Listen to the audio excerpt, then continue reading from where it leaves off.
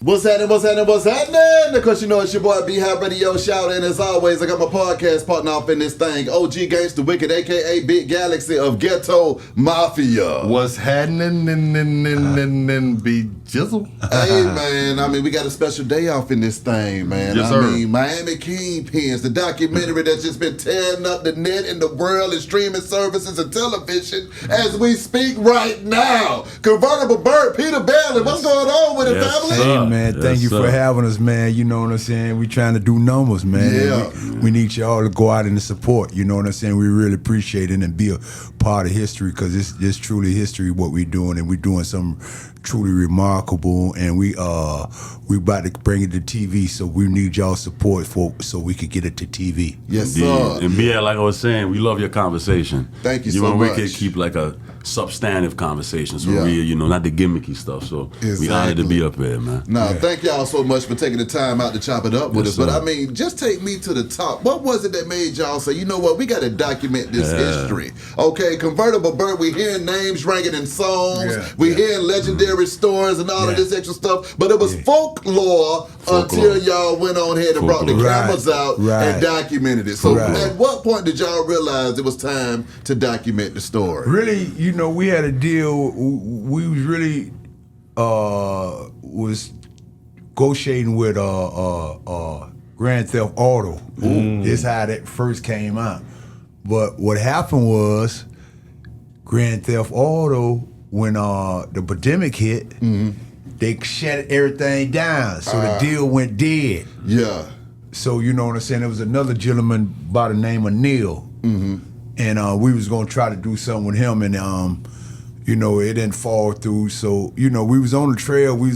So that's two projects that we was gonna do that didn't fall through. So this year, hey man, we limped to get this done. About 5 years, like you were saying. Yeah, this took 5 years. It came up. It's a beauty, but it took 5 years to beautify it, because when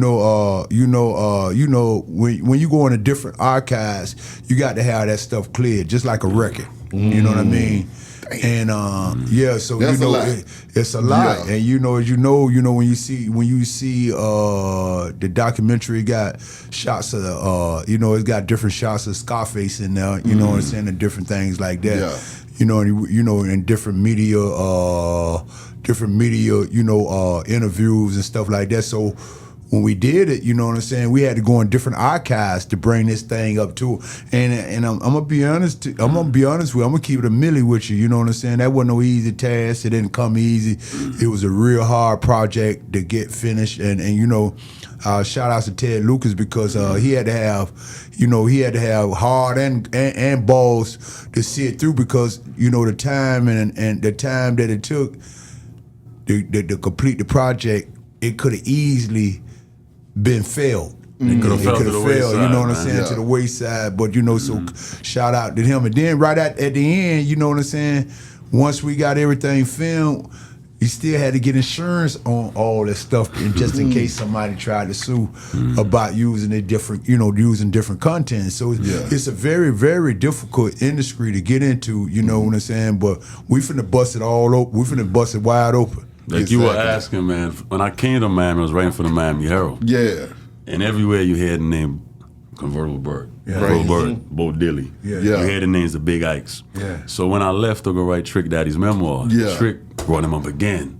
So these guys are like a phantom, like you said, like a legend. A unicorn. A unicorn. Yeah. But what's more so, and we just be blunt, they never spoke. You heard the Frank Lucases and these other guys. You never heard these kids. They didn't speak. Yeah. They were to that code. And also just the climate we're in right now, you could ask Burt, it was essential, like we talked about the gangsterism, the population of the marketing of it. We wanted the kids, the culture they had from the roots, the architects of that life. Yeah, but then not only that, not cutting you off, but you got to understand, we was talking about an era where Miami was the cocaine capital. Yeah. So we talking about an area that a lot of cities don't get the experience. You know what I'm saying? Now I'm not saying I'm not glorifying or whatever, but it's just what it was. It was the cocaine capital of the United States. You know what I'm saying? So you know, we had a lot of action, a lot of money coming through or whatever, and we was fortunate enough because a lot of us went to prison, went to feds, and did time.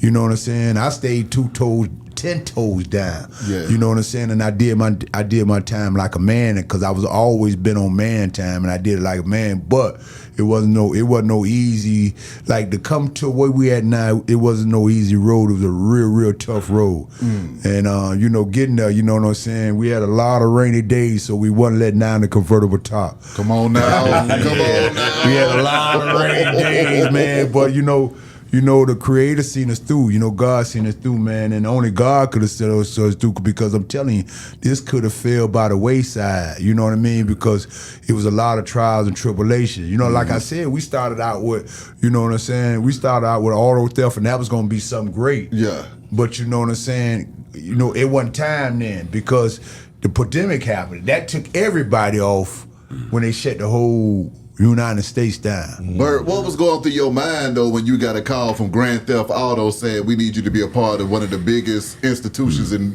video games, man? At that time, I was ecstatic, man. I was really happy, you know what I'm saying, that because I could relate to it because it's street. Yeah. You see what I'm saying? So it would have been a very, very, very easy transition, for me to go over there and, give them some good material that really, you know what I'm saying, could have sold. Yeah. And would have been, interested, that the public would have been interested in. Because it all about, what you doing here is content. Yeah. In this day and age now, it's all about content. That's You right. know what I'm saying? So we got to find the right content and find a way to monetize it.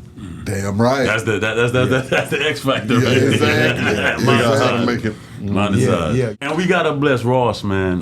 We gotta bless the big guy. Yeah. Him. Shout out to Rick Ross. Shout out to So Trick. how keeping their names alive. So how did Rick Ross get involved in the whole documentary? How did y'all bring him aboard? Pushing work like Convertible Burt. That was he saw the word. He was a no-brainer. He made a few songs with mentioning me. Really, he kept me alive. I owe that guy so much, and I really want to broker a deal with him where I can endorse Bel Air. Yeah. I think I could be a great endorser for the brand. Yeah. You know what I mean? And I would look because I'm a champagne guy. You know what I mean?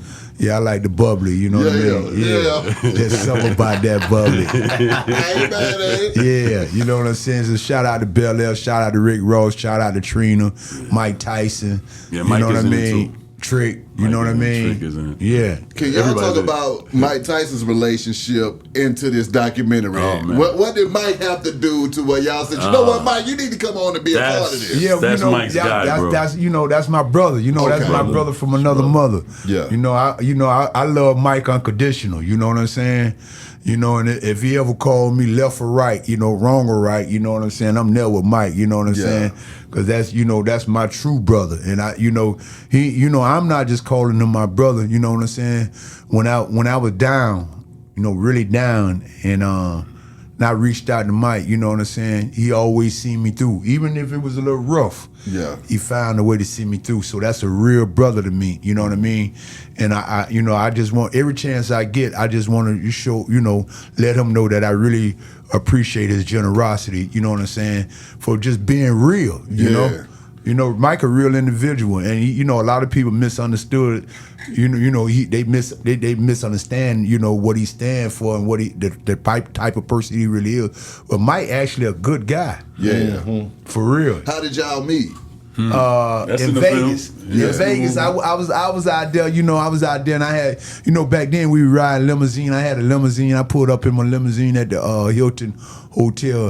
At that time, now before they built all the hotels, Hilton Hotels was the hit. You know what I'm saying? What I mean, what it was the hit is the spot to go to because, that's where Sammy Davis Jr. and all them boys, Elvis Presley, all them boys, you know what I'm saying? Blue Eye, all them guys there. All these legends, man, lived there. You know what I'm saying?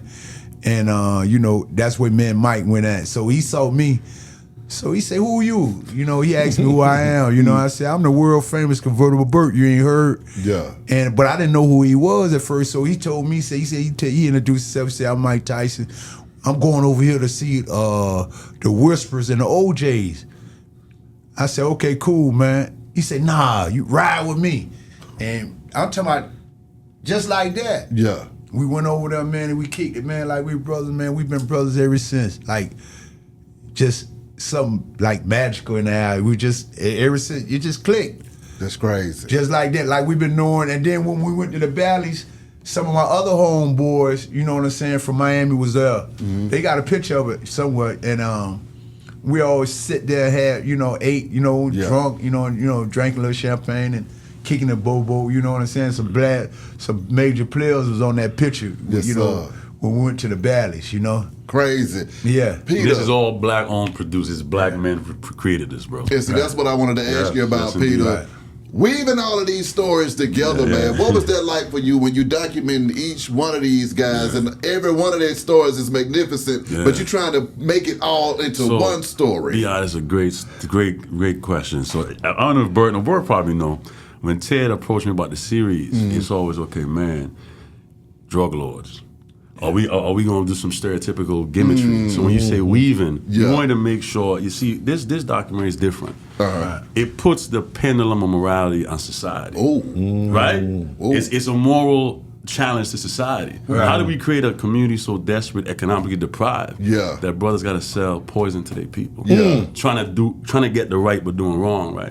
So we take away this judgment. So people ask, you glorifying. So why you say about weave? We got the McDuffie riots in. So this is really history. This is history. It's history. Then not of only Black that, Miami. we clearly say, you know what I'm saying, especially me, I'm clearly speaking about, we're not glorifying this here, but this is a learning tool for you to learn and know not to go this route, because it's short-lived, especially with all the modern day technology. And, you got a lot of informers, so it's extremely hard, extremely difficult to be successful in that business. Not saying you can't, I don't know everything, but the basics, it's just a matter of time. It's two things gonna happen. You going to jail or you gonna get killed. Let me ask you something. Yeah. One, I want to know, when was it that you got in the game, and was it something that you sought out to be? Did you say, what, one day I'm gonna be, Vert. One day I'm gonna be a Kingpin. One day I'm gonna be this right here. Or did this just fall in your lap and I was raised up, not cutting you off, but I got to tell you this here before I forget this thought. I was raised up around this. I was raised up on 15th Avenue in Miami, right? Okay. At this time here, when I was telling you that Miami was the drug capital, this was one of the biggest drug scrolls in the United States. I grew up there.